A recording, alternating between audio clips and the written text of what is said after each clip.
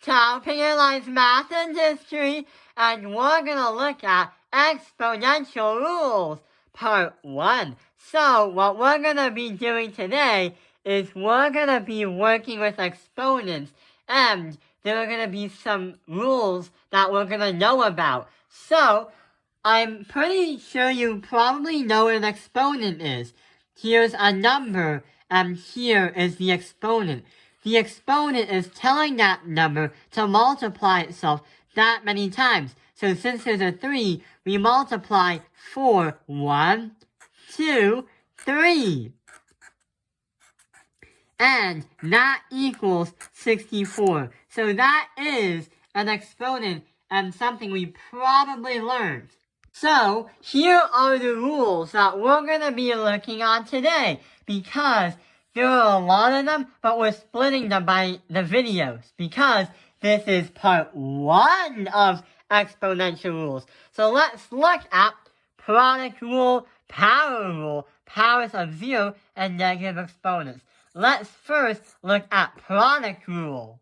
So here's an equation right here. This is an example of the product rule. So imagine you have this equation right in front of you, and you want to solve it. What we could do to solve it is turn this into another number and turn that into another number. So 2 times 2 times 2, that's going to be 8. When we multiply that by 2 times 2 times 2 times 2 times 2, that's 32.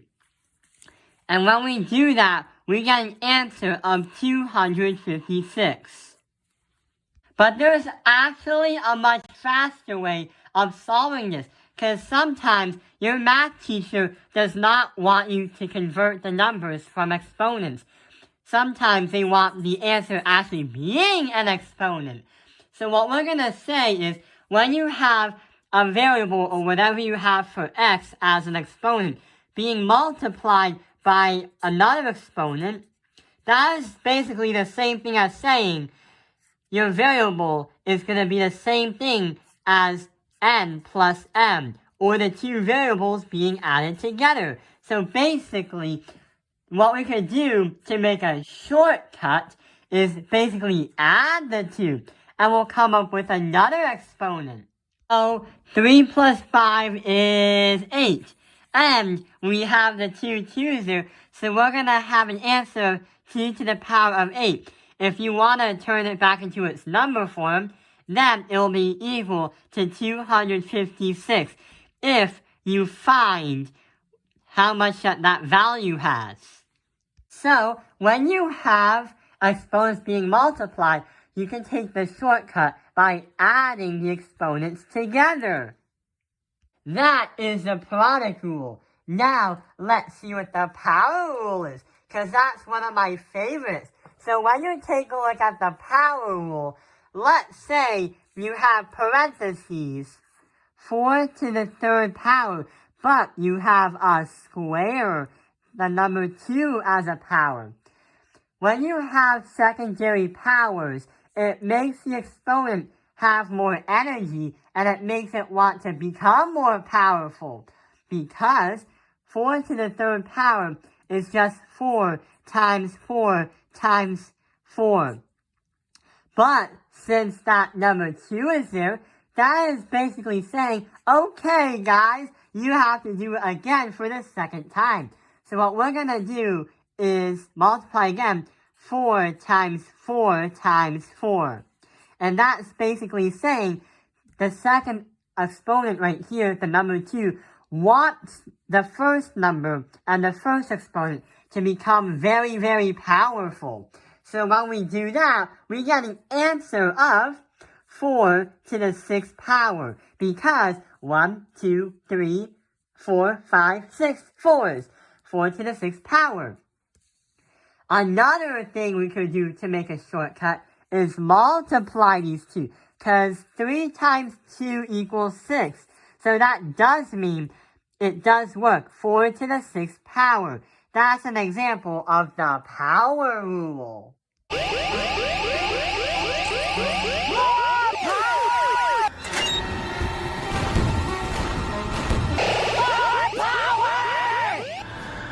Oh boy, this doesn't look good. More power! Let's see what he's done this time. Maximum power!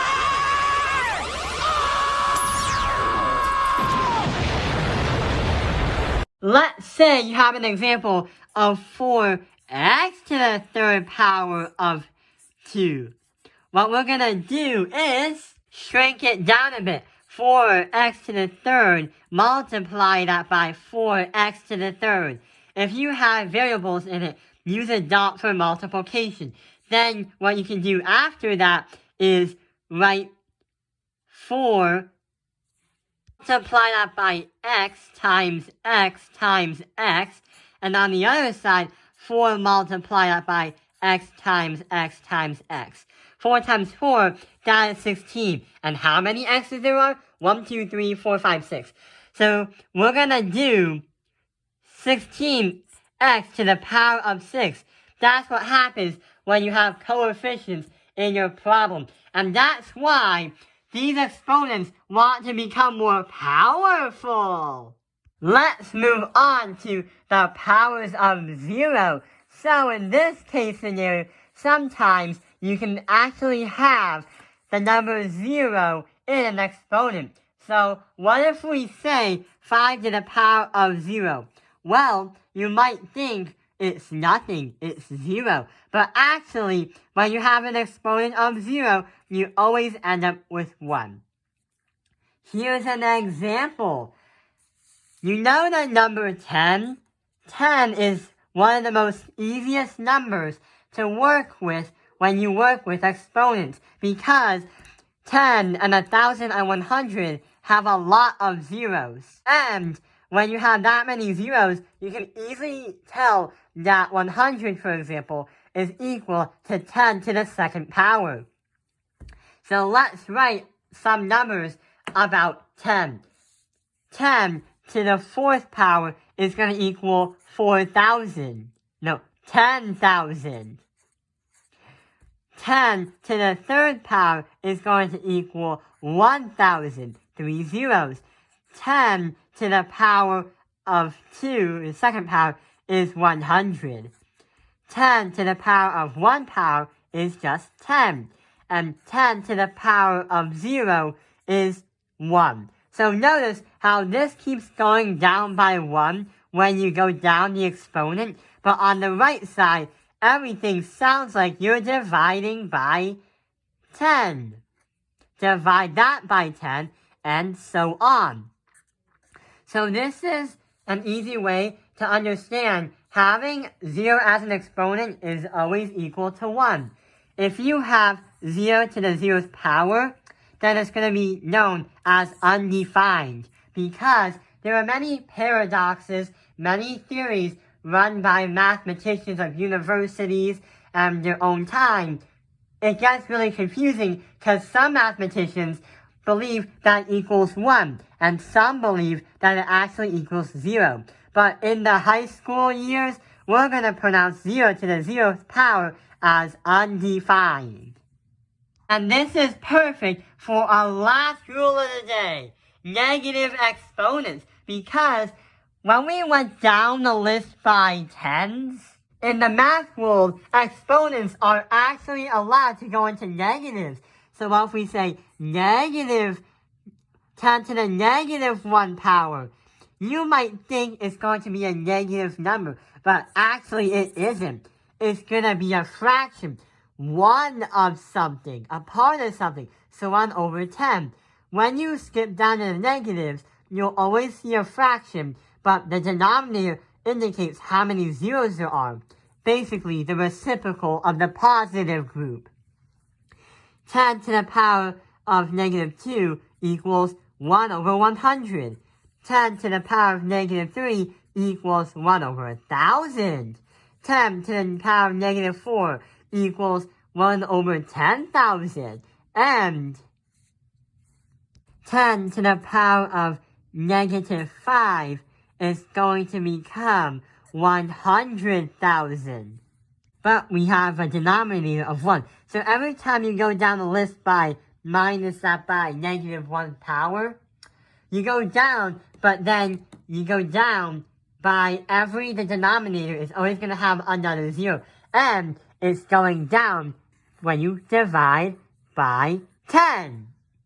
So when you have negative exponents, you will never have negative numbers. You'll just have fractions. And that is it for part 1. Part 2 is going to be more with rules, and here's a preview. What we're going to be doing is one of them is actually dividing the exponents. I hope this video has helped you. Thank you for watching Tao Ping Live's Math Industry. Like and subscribe!